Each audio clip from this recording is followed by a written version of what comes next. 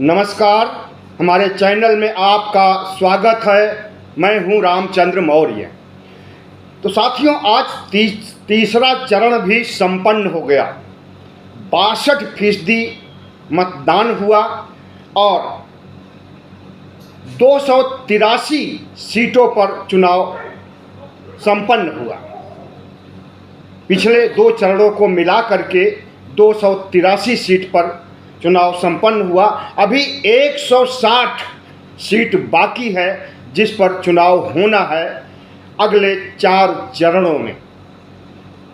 1 जून तक चुनाव चलेगा और 4 जून को काउंटिंग की जाएगी। ईवीएम से वोट निकलेंगे और कोई सरकार गिरेगी, कोई सरकार बनेगी। संकेत स्पष्ट हैं, क्योंकि शेयर बाजार आज भी धड़ाम से गिरा। इसके पहले 19 अप्रैल को जब चुनाव संपन्न हुए थे तब भी शेयर बाजार के हालत खराब थे। इसी तरह से 26 अप्रैल को भी शेयर बाजार धड़ाम से गिरा था। शेयर बाजार के धड़ाम से गिरने और मोदी, शाह और योगी सहित पूरी भारतीय जनता पार्टी को आईसीयू में जाने से यही लगता है कि भारतीय जनता पार्टी को अपनी हार नज़दीक दिखाई दे रही है। कांग्रेस पार्टी में जोश है, जुनून है और जीतने का जज्बा भी दिखाई दे रहा है। और जिस तरह से कांग्रेस के प्रवक्ता चीख चीख करके नरेंद्र मोदी को ललकार रहे हैं और संविधान बचाने, लोकतंत्र बचाने के लिए देश के देशवासियों को संबोधित कर रहे हैं, उससे लगता है कि पलड़ा भारी है इंडिया गठबंधन का। लेकिन अगर देखा जाए तो Bharatiya Janata party largest party होगी, बड़ी पार्टी होगी 2024 के लोकसभा चुनाव में। लेकिन इतना बड़ी नहीं होगी कि वह 272 के जादुई आंकड़े तक पहुंच सके और अपनी सरकार बना सके। और इंडिया गठबंधन में कांग्रेस तो भारतीय जनता पार्टी के बराबर सीटें नहीं ला पाएगी, लेकिन दूसरे घटक, चाहे वो ममता बनर्जी हो, चाहे वो लालू यादव हो, चाहे वो अखिलेश यादव हो, जितने भी गठबंधन में लोग शामिल हैं, हर राज्यों से अच्छी खबर आ रही है। महाराष्ट्र से भी अच्छी खबर आ रही है, बिहार से भी अच्छी खबर आ रही है, यहाँ तक कि भारतीय जनता पार्टी का गढ़ मोदी शाह का इलाका गुजरात से भी अच्छी खबरें आ रही हैं। इंडिया गठबंधन के पक्ष में खबरें आ रही। तो जिस तरह से आज वोट पड़े वह पिछले 2 चरणों से थोड़ा सुधार हुआ है मत प्रतिशत में, लेकिन आशाजनक जितना उम्मीद की जाती थी उतना नहीं बढ़ोतरी हुई है। उत्तर प्रदेश में 57.34% मतदान हुआ। पश्चिम बंगाल में सबसे ज़्यादा 73.93% मतदान हुआ। मध्य प्रदेश में 63.27% मतदान हुआ। गुजरात में 56.76% मतदान हुआ। गुजरात के मतदान कम होने का कारण बताया जा रहा है कि गुजरात में जिस तरह से पश्चिम बंगाल में मतदान होता है, पिछले कई चुनावों से सबसे ज़्यादा पश्चिम बंगाल, उसके बाद गुजरात में वोट पड़ते थे। लेकिन गुजरात में देखा गया कि वोट का प्रतिशत उत्तर प्रदेश से भी कम हो गया है। तो इसका सीधा सा अर्थ है कि 5 और 7% राजपूतों ने जो भारतीय जनता पार्टी के खिलाफ अभियान चलाया था, उन्होंने भारतीय जनता पार्टी को वोट नहीं दिया। गुजरात में अच्छा खासा असर दिखाई दे रहा है राजपूत आंदोलन का।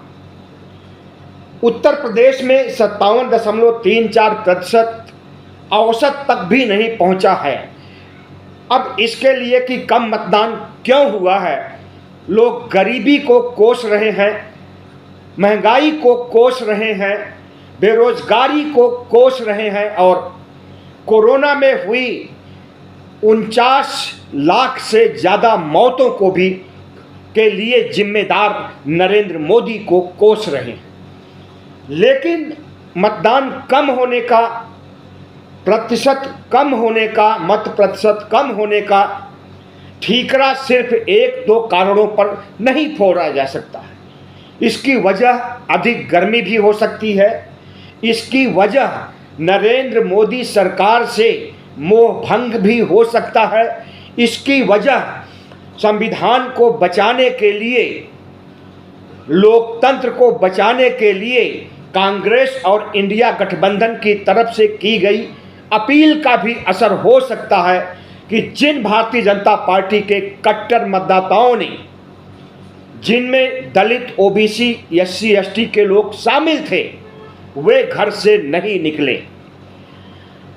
तो मत प्रतिशत कम हो रहा है, इसकी नब्ज पकड़ने के लिए हमें सिर्फ कुछ सीमित संकेतों की तरफ नहीं बल्कि व्यापक तौर पर सोचना पड़ेगा और यह भी सोचना पड़ेगा कि मत प्रतिशत कम होने के बाद किसको घाटा हो रहा है और किसको नफा हो रहा है। जब 2014 और 19 में प्रधानमंत्री की लहर चलती थी, नरेंद्र मोदी की लहर मानी जाती थी कि लहर चल रही है, तो उस लहर में यही उम्मीद की जाती थी कि नरेंद्र मोदी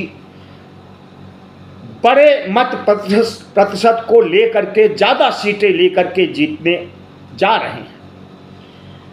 लेकिन और जीतते भी थे, लेकिन 2024 में अगर पिछला फार्मूला ही लागू कर दिया जाए, 2024 और 2014 को तुलनात्मक रूप से अध्ययन किया जाए तो 2014 और 2019 में जो लहर थी वो लहर 2024 में नहीं है।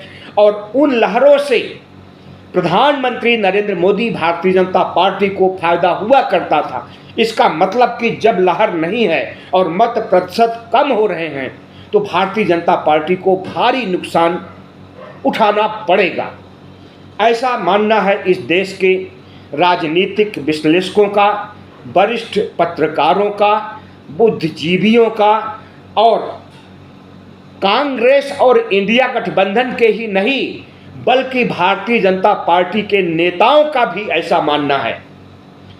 भारतीय जनता पार्टी में एक छत्र शासन योगी, मोदी और शाह का चल रहा है और इनके खिलाफ जो लॉबिंग हुई है, जो गुटबाजी हुई है, तो नरेंद्र मोदी शाह के खिलाफ गुटबाजी होने के बाद, चाहे वो नितिन गडकरी हो, चाहे वो सुब्रमण्यम स्वामी हो, वरुण गांधी हो, बहुत से ऐसे नेता हैं जो कि इंडिया गठबंधन के साथ नजर आ रहे हैं। और इंडिया गठबंधन अपनी जगह मील की पत्थर की तरह खड़ा है, जबकि सुनने में आ रहा है कि भारतीय जनता पार्टी के गठबंधन के घटक दल, एनडीए के घटक दल में आपसी सहमति नहीं बन पा रही है। जब आपसी सहमति नहीं बन पा रही है चुनाव लड़ने के लिए, एक दूसरे का सहयोग करने के लिए, तो इसका मतलब है कि एनडीए में घमासान है। और यह घमासान 4 जून को दिखाई देगा, जब नरेंद्र मोदी और एनडीए की हार होती रहेगी तो कई घटक दल भारतीय जनता पार्टी से बिछड़ करके इंडिया गठबंधन की ओर उन्मुख हो सकते। ऐसी चर्चा दिल्ली के सियासी गलियारों में हो रही है। कर्नाटक में आज जो मतदान हुआ है तो 14 सीटों पर हुआ है।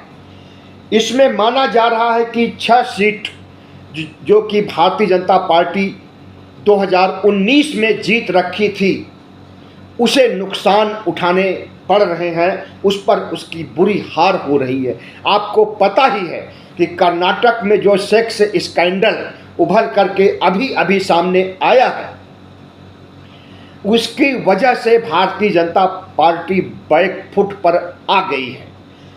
भारतीय जनता पार्टी के घटक दल जेडीएस और अन्य घटक दल जो कर्नाटक के हैं, उनकी अच्छी स्थिति नहीं है। 2019 में कर्नाटक से भारतीय जनता पार्टी को 25 सीटें मिली थी और एक घटक दल को मिला करके 28 में से 26 सीटें मिली थी। लेकिन कर्नाटक में इस बार माहौल वैसा नहीं है जैसा 2014 और 2019 में था। इस बार कर्नाटक में कांग्रेस की सरकार भी है और उसके साथ साथ जो अभिषेक से स्कैंडल उभर करके सामने आया है और भारतीय जनता पार्टी के कर्नाटक इकाई के नेताओं ने संविधान के खिलाफ जो आग उगला है, अनंत हेगड़े का नाम लिया जा सकता है। अनंत हेगड़े ने ही सबसे पहले कहा था कि हमें 400 पार सीटें दीजिए, हम संविधान बदल देंगे, हम लोकतंत्र खत्म कर देंगे, हम हिंदू राष्ट्र ला देंगे। तो अनंत हेगड़े जैसे नेताओं की वजह से भी भारतीय जनता पार्टी कर्नाटक में कमज़ोर हुई है। खास करके ओबीसी एससी एसटी के लोग राहुल गांधी के यह अपील करने पर कि संविधान बचाना है तो इंडिया को वोट देना है, वह वोटर ओबीसी एससी एसटी के कांग्रेस के साथ आ खड़े हुए हैं और इसकी आहट भी मिलने लगी है कि उन्होंने इंडिया गठबंधन को जिताने के लिए वोट दिया है। पश्चिम बंगाल में 73.93% वोट पड़े हैं, जो बहुत ज़्यादा है। जो हमारा औसत वोट होता है, औसत मत प्रतिशत राष्ट्रीय स्तर पर होता है, उससे कहीं ज़्यादा है। पश्चिम बंगाल के लोग जागरूक हैं और अपने मताधिकार का अच्छे ढंग से उपयोग करना जानते हैं। वहाँ पर लगभग 33 सालों तक कम्युनिस्टों की सरकार रही है। वामपंथी विचारधारा के लोग भी मतदाता भी हैं और वामपंथी विचारधारा के मतदाता कट्टरपंथी हिंदू विचारधारा से काफ़ी अलग होते हैं, उनकी सोच अलग होती है। इसलिए पश्चिम बंगाल में अगर मत प्रतिशत ज़्यादा हो रहा है तो इसका मतलब ये नहीं है कि भारतीय जनता पार्टी जीतने जा रही। इसका मतलब ये है कि दीदी को एक मुश्त समर्थन मिलने वाला है, क्योंकि पश्चिम बंगाल में जो खेला था भारतीय जनता पार्टी ने संदेश खाली में, वह पूरी तरह से फ्लॉप हो गया है। एक बहुत बड़ा स्कैंडल, एक बहुत बड़ा धोखा किया था बंगाल की जनता के साथ भारतीय जनता पार्टी ने। संदेश खाली का जो संदेश पूरे देश में गया है वो गलत संदेश था। बलात्कार यौन शोषण का काम हुआ ही नहीं था। महिलाओं को 2-2 हज़ार रुपये दे करके स्टेटमेंट देने के लिए तैयार किया गया था और उसके बाद महिलाओं ने 2-2 हज़ार रुपये ले करके जो आरोप लगाया, तो लगा कि ममता बनर्जी के खिलाफ बंगाल का जनमत खड़ा हो जाएगा, लेकिन ऐसा नहीं हुआ। इनका भांडा फूट गया जब एक वीडियो अस्तित्व में आया और उसमें भारतीय जनता पार्टी का नेता ही खुद मान रहा है कि 2-2 हज़ार रुपये दे करके महिलाओं को बलात्कार होने की बात कही गई थी और उन्होंने स्टेटमेंट दिया और इतना बड़ा बवाल खड़ा हुआ और एक मुस्लिम को जो निर्दोष था उसको गिरफ्तार किया गया। तो भारतीय जनता पार्टी इसी तरह से जीता करती थी पहले भी और अभी भी कोशिश करती है कि इसी तरह से जीते।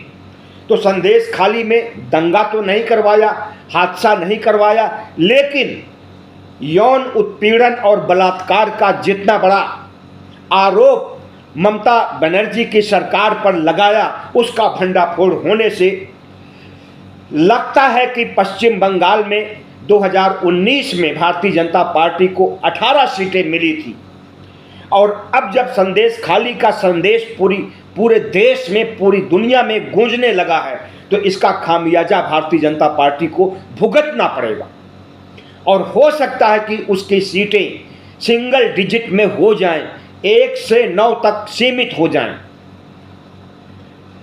मध्य प्रदेश में 63.27% मतदान हुआ है। मध्य प्रदेश आरएसएस का गढ़ है।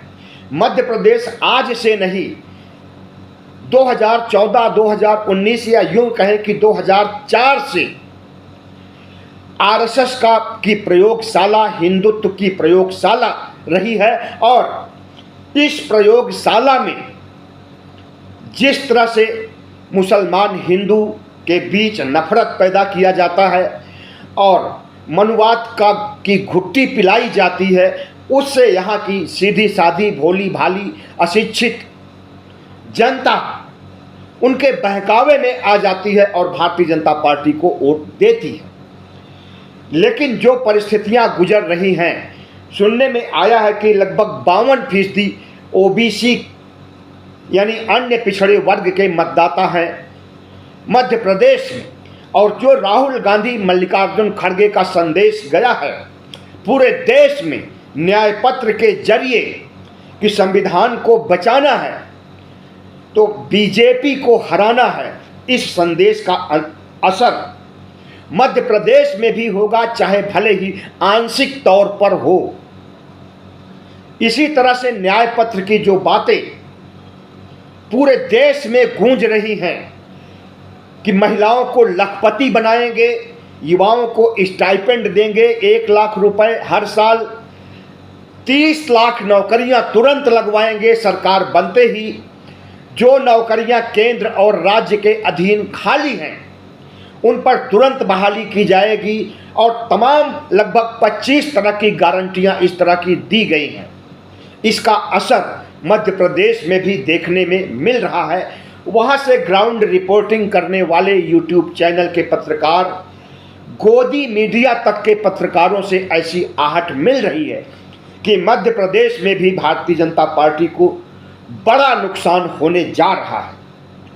गुजरात में 56.76% मतदान हुआ है, जो अब तक का रिकॉर्ड है। 2004 से लेकर के अब तक इतना कम मत प्रतिशत कभी नहीं पड़ा है और पिछले 2 चरणों में भी इसी तरह से गुजरात में कम मत प्रतिशत देखने को मिला था। इसका सीधा सा अर्थ है कि गुजरात जो भारतीय जनता पार्टी के शीर्ष नेतृत्व का गृह प्रदेश है, वहाँ पर उसे डेंट लगने जा रहा है। और समझ लीजिए, अगर भारतीय जनता पार्टी के शीर्ष नेतृत्व मोदी और शाह के गढ़ में उन्हें डेंट लग रहा है तो उत्तर भारत के वे सभी राज्य जहां पर 100% सीटें नरेंद्र मोदी 2019 में जीते हैं, वहां पर भी भारी डेंट लगेगा। और इसका गवाह राजस्थान भी है, जहां पर माना जा रहा है कि 25 सीटों में से 12 या 13 सीटें कांग्रेस और इंडिया के पक्ष में आने वाली है। इसी तरह से छत्तीसगढ़ में भी डेंट लग रहा है भारतीय जनता पार्टी को और वहां पर 11 में से 9 सीटें जीत रखी थी 2019 में, और वह 9 सीटें इस बार नहीं मिलने वाली हैं। जो ग्राउंड रिपोर्ट आ रही है छत्तीसगढ़ से, उसके आधार पर कहा जाता है 5 या 6 सीटों पर भारतीय जनता पार्टी को हार मिलने जा रही है और कांग्रेस को जीत मिलने जा रही।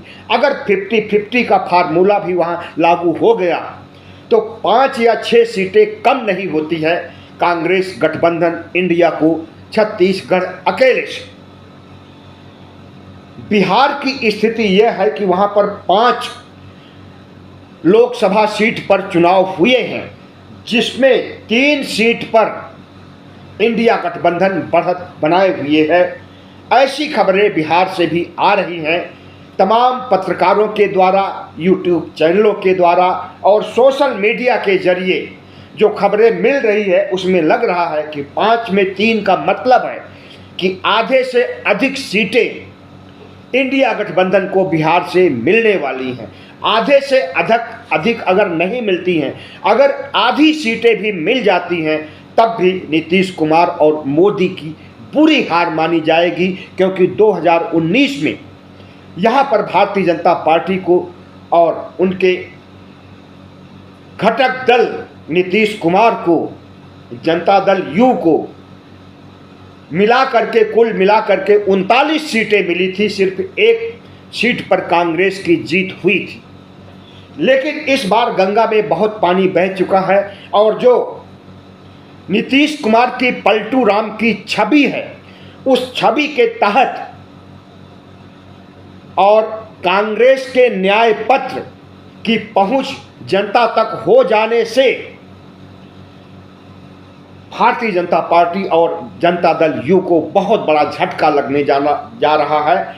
कुछ विश्लेषक तो यहां तक कह रहे हैं कि 20 से अधिक सीटें भी इंडिया गठबंधन को मिल सकती।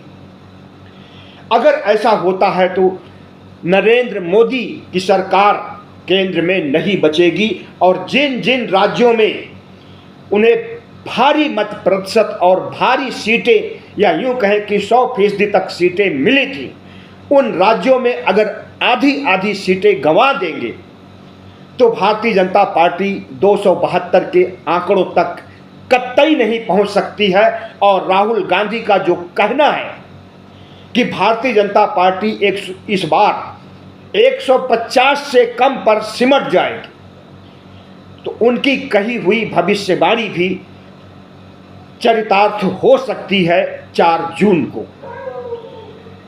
अब देखिए, संविधान बचाओ का आंदोलन जो चल रहा है, इसका असर कितना पड़ता है। हम समझते हैं कि यह बहुत बड़ा मुद्दा है 2024 के लोकसभा चुनाव के लिए। जिस तरह से भारतीय जनता पार्टी सफाई देते फिर रही है, उस पर किसी को विश्वास नहीं हो रहा है, क्योंकि भारतीय जनता पार्टी के ही 4 से अधिक सांसदों ने कहा है कि 400 पार सीटें दीजिए, 370 पार सीटें दीजिए, 2/3 से अधिक सीटें दीजिए, हम संविधान को बदल देंगे। इस बात के तमाम वीडियो वायरल हो रहे हैं जो ग्राउंड लेवल पर गांव, कस्बों और मझोले शहरों में हर जगह वायरल हो रहे हैं। तो प्रधानमंत्री नरेंद्र मोदी का सफाई देना किसी को के गले नहीं उतर रहा है। और अभी कल की बात है, जब नरेंद्र मोदी अयोध्या में रोड शो कर रहे थे, उस समय अयोध्या का सांसद लल्लू सिंह उनके साथ था और उसने भी कहा था कि 400 पार सीटें दीजिए, हम संविधान बदल देंगे। लल्लू सिंह का साथ होना प्रधानमंत्री नरेंद्र मोदी के यही साबित करता है कि लल्लू की विचारधारा से नरेंद्र मोदी भी ओतप्रोत हैं। जो लल्लू चाहता है वही नरेंद्र मोदी भी चाहते हैं, जो नरेंद्र मोदी चाहते हैं वही आरएसएस भी चाहता है, और जो आरएसएस भी चाहता है वही पूरा भगवा गैंग चाहता है। और पूरा भगवा गैंग यही चाहता है कि संविधान को हटाने के लिए 400 पार सीटें दीजिए। लेकिन ओबीसी, एससी, एसटी तक यह बात अच्छे तरह से पहुंच चुकी है कि अगर भारतीय जनता पार्टी को जिताया जाएगा तो निश्चित रूप से ये संविधान खत्म कर देंगे। इसीलिए वोट प्रतिशत भी कम पड़ रहे हैं। प्रधानमंत्री नरेंद्र मोदी को जो लोग वोट देते थे वे निकल नहीं रहे हैं घर से। अब देखिए 4 जून को क्या होता है। जो होगा उसका संकेत मिल रहा है, भारतीय जनता पार्टी को भी मिल रहा है। आरएसएस तो पहले ही घोषणा कर दिया है कि 200 से अधिक सीटें भारतीय जनता पार्टी को नहीं मिलने वाली हैं। आरएसएस का अंदरूनी सर्वे करवाया था और उसने लगभग महीने भर पहले ही घोषणा कर दिया था कि भारतीय जनता पार्टी को सीटें नहीं मिलने वाली हैं 272 तक। शेयर बाजार से जो आहट आ रही है उसे आप देख ही रहे हैं, और जिस तरह से ओबीसी, एससी, एसटी के बीच से फीडबैक मिल रहा है उसे भी आप महसूस कर रहे हैं। इसलिए उम्मीद लगा करके चलिए कि संविधान भी बचेगा, लोकतंत्र भी बचेगा, धर्मनिरपेक्षता भी बचेगी। बहुत बहुत धन्यवाद। हमारे चैनल को सब्सक्राइब कीजिएगा, लाइक कीजिएगा और शेयर कीजिएगा।